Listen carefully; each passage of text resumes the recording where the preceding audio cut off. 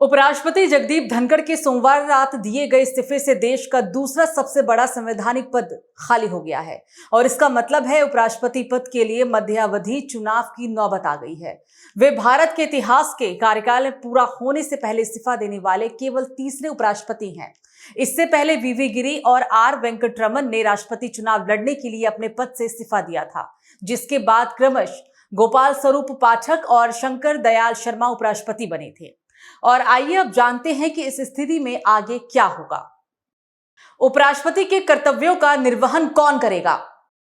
भारतीय संविधान में कार्यवाहक उपराष्ट्रपति का प्राविधान नहीं है। हालांकि उपराष्ट्रपति राज्यसभा के सभापति भी होते हैं और इसलिए वर्तमान उपसभापति हरिवंश नारायण सिंह उनकी अनुपस्थिति में सदन की अध्यक्षता करेंगे। कब होंगे चुनाव?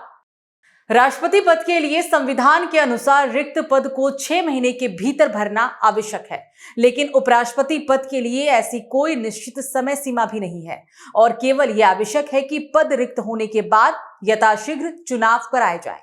चुनाव आयोग कार्यक्रम की घोषणा करेगा। ये चुनाव राष्ट्रपति और उपराष्ट्रपति चुनाव अधिनियम 1952 के तहत ही होता है। परंपरा के अनुसार संसद के किसी भी सदन के महासचिव को बारी बारी से निर्वाचन अधिकारी नियुक्त किया जाता है। नया उपराष्ट्रपति कितने समय तक पद पर रहेगा? ये चुनाव इसलिए हो रहा है क्योंकि जगदीप धनखड़ ने अपना कार्यकाल पूरा नहीं किया है, लेकिन नया उपराष्ट्रपति पदभार ग्रहण करने की तिथि से पूरे 5 वर्ष का कार्यकाल पूरा करेगा, ना कि केवल धनखड़ का कार्यकाल। उपराष्ट्रपति का चुनाव कैसे होता है?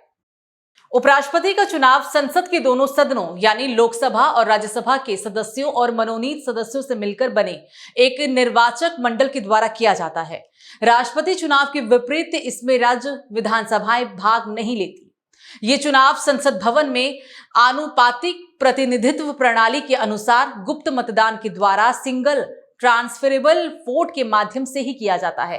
प्रत्येक सांसद उम्मीदवारों को वरीयता क्रम के हिसाब से ही वोट डालता है।